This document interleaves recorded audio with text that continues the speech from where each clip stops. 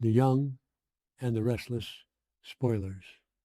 Full welcome back to our channel, besties. Today is an absolutely beautiful day to spill some piping hot soap opera tea. And let me tell you, the drama we are about to unpack is going to fundamentally change your brain chemistry. Grab your iced coffees and strap in, because we are going for a wild ride. You guys, I am deceased. Um, Stop what you are doing. I am literally shaking. Wait, we need to talk about this now.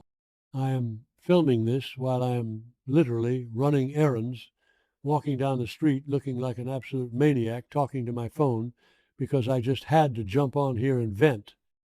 I was mid skincare when this episode dropped, and I smeared charcoal mask all over the rug.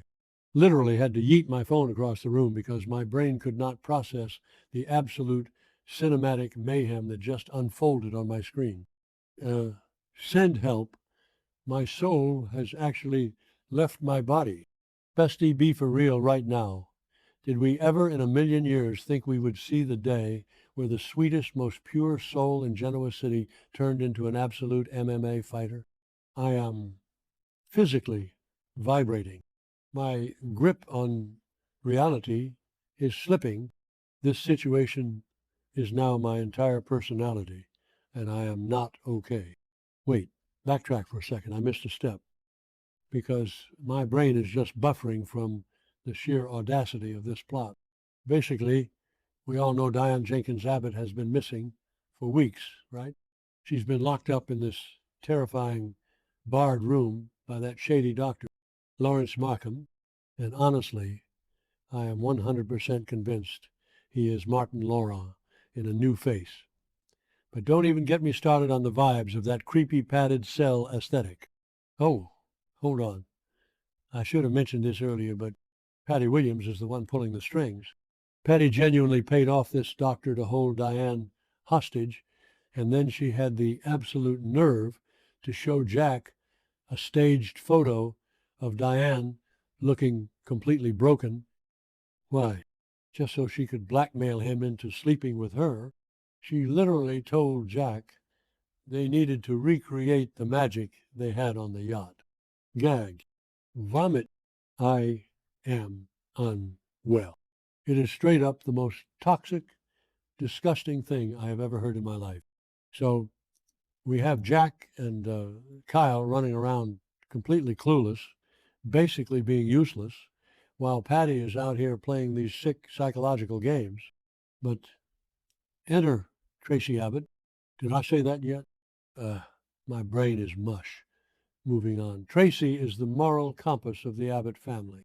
She writes novels. She bakes. She is the voice of reason. I was just admiring her gorgeous knit cardigan in this scene, like the autumn aesthetic was genuinely giving cozy perfection. I need to find out where wardrobe got it. Maybe Nordstrom? Wait, I'm glitching. Okay, back to the main event. Traci is usually the one telling everyone to calm down and breathe, but not today, besties. Today, Traci woke up and chose absolute violence. Traci sees Patty in the park, and she realizes that Patty is a complete and total lunatic who is actively hounding and destroying the Abbott family in the most uncomfortable, unhinged way possible. Traci looks at this woman and just sees red. I need to set the scene for you because it was a high-octane psychological masterpiece where the stakes are astronomical. Traci confronts Patty, and she doesn't just use her words. She starts screaming at her, which is honestly so unhinged, and tells her that she is a crazy person ruining their lives. Traci is completely unfiltered, zero chill, just laying into her.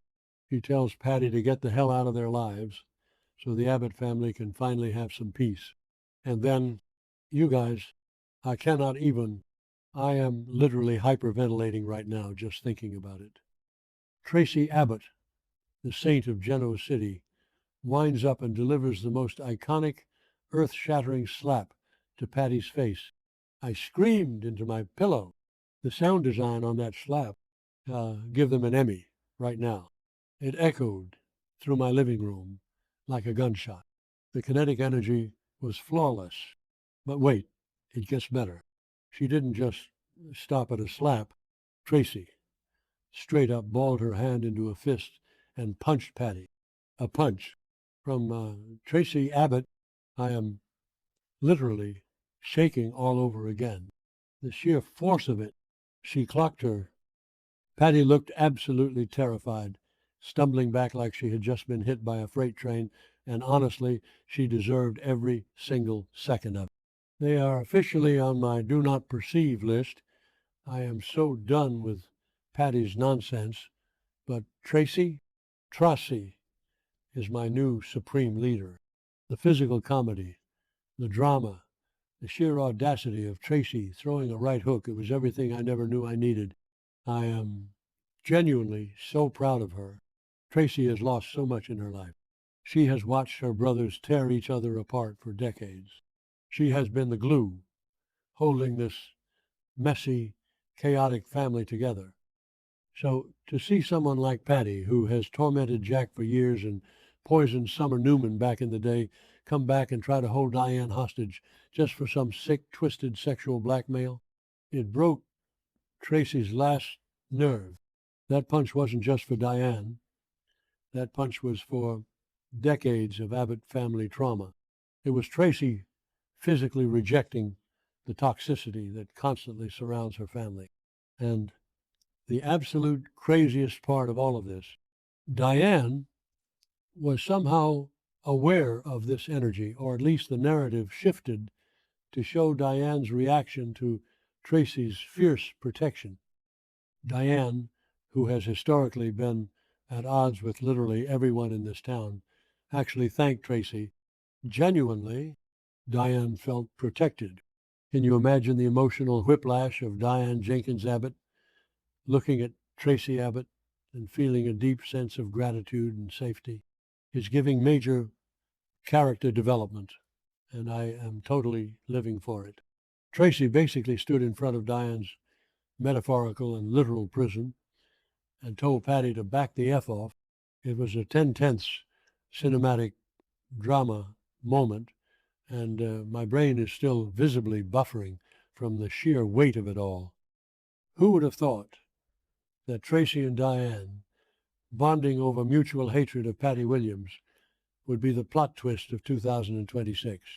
But of course, Patty is not going to just take a punch and walk away quietly. Oh no. Besties. Patty goes completely feral. After the shock wears off, she starts screaming for revenge, her eyes bulging out of her head like a cartoon villain. She literally swears at the top of her lungs that she is going to kill Traci. And not just Traci, she threatens to kill the entire Abbott family. I'm calling it the villain arc is about to go nuclear. Patty has officially crossed the line from delusional stalker to homicidal maniac, and I am manifesting a total dumpster fire by the next update. Let's just deep dive into the psychology of this for a second, because I am spiraling over their choices. Patty has this deep, dark history of violence. Remember when she got plastic surgery to look like Emily Peterson? Remember the cats? Remember the poison? Like, she has absolutely no boundaries and zero grip on reality. So when she threatens to kill Traci and the rest of the Abbotts, we cannot take this lightly. This isn't just some empty soap opera threat where someone throws a drink and storms off. Patty is genuinely unhinged enough to try and burn the Abbott mansion to the ground while everyone is sleeping. And the fact that Jack is still trying to handle this situation, bestie, be for real right now. Jack needs to call the FBI, the CIA, the Avengers, literally anyone, because Patty is completely off her rocker, and now she has a vendetta against the one person who actually holds the family together. Wait, did I mention how Patty's hair was looking during this scene? It was so frizzy, like the humidity in the park was just disrespecting her entirely. But honestly, it perfectly fit the manic, chaotic energy she was giving off. Anyway, I am just pacing around my kitchen right now, clutching my chest because I am literally too unwell to handle the gravity of these events. If Patty actually tries to hurt Traci, I will personally march down to the CBS studios and riot. We must protect Traci Abbott at all costs. She is a national treasure who just proved she has a mean right hook, and I respect her so much more now.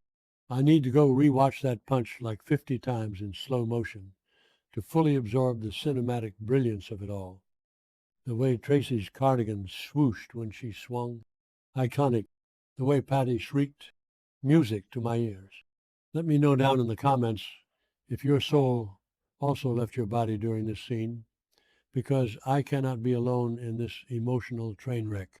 I am genuinely going to be thinking about this until the end of time. Stay safe out there, besties, and remember, never cross Traci Abbott when she's had enough of your nonsense.